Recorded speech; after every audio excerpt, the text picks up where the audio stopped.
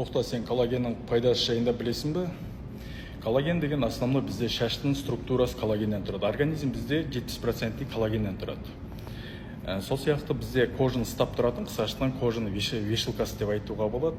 Соны өзі 23 жасқа дейін вырабатывать етіледі, содан кейін 23 жастан кейін уже 99% вырабатывать етілмейді. Сол үшін естественно коллаген ішу керек, чтобы коллаген нормальный болып тұру үшін. Бізде мысалы сустав хрящ бар ғой, сендер тізелерін, буындарын шықырлайды. Оның бәрі коллаген мен глюкозаминнен тұрады. Сол сияқты қазір мен сендерге мощный дозировкасы, мощный 45 мың дозировкалық коллаген ойлап таптым.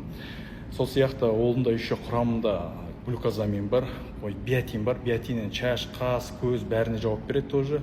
Коллаген и глюкозамин общий, қосымша С витамин бар. Бағасы 15.500 болған, қазір 10 мың теңгеге түсіртіп отырмын, 10 мың теңгеден ғана. Каждый ай ішіп отырыңдар, каждый ай ішкен сайын өздерің байқаңдар. Тәттінің ойындарда байқаңдар. Сендердің кожаларын жақсара бастайды, хряштарын, суставтарын жақсара бастайды, артроз, артериттарын емделе бастайды ақырындап, шаштарын қалыңдай бастайды, қас кірпіктерін қалыңдай бастайды, кожаларын тартыла бастайды. Қытыңдар ғой. Орнына беріп отырыңдар. Қалай аласыңдар коллагенді? +7 705 664 25 57. Личкама жазсаңдар, WhatsApp номер бар.